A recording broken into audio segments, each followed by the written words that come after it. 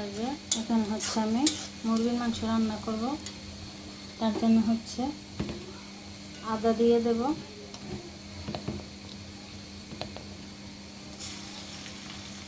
আদা রসুন একসঙ্গে পেস্ট করা,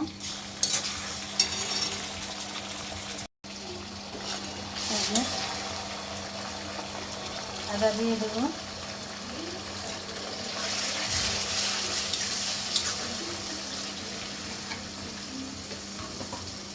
এই যে এখানে জিরা আর ধনিয়া একসঙ্গে বেটেছি দিয়ে দেব,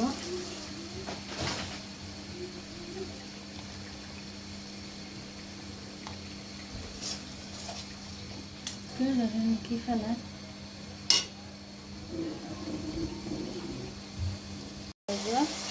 হলুদ গুঁড়ো দিয়ে দেব পরিমাণ মতো,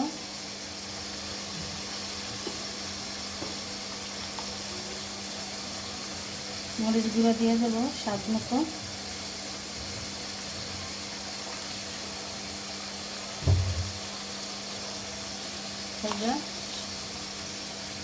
স্বাদ মতো লবণ দেব। এবার ভালো করে মশলাটা আমি কষিয়ে নেব।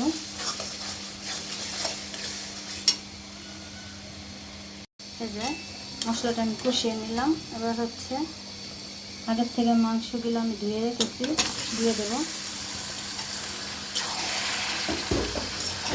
ভালো করে নেড়ে চেড়ে তারপর হচ্ছে আমি ঢাকা চাপা দিয়ে দেবো, মাংসটা সেদ্ধ হয়ে যাবে।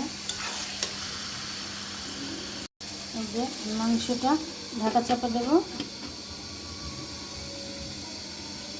এই যে মাংসটা আমি একটু ভাজা ভাজা করে নিলাম। এই যে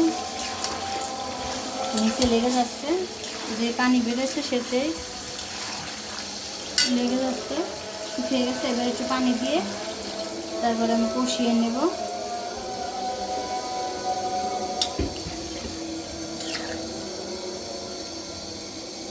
এবার হচ্ছে আমি ঢাকা চাপা দেব।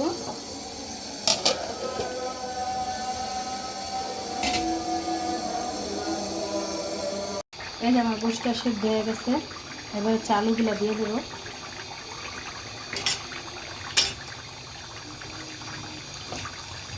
এই যে পানি দিয়ে দেবো, এটা ঢাকা চাপা দেবো। এই যে হয়ে গেছে আমার মুরগির মাংস আলু দিয়ে ঝোল। এই যে এখন নামিয়ে ফেলবো।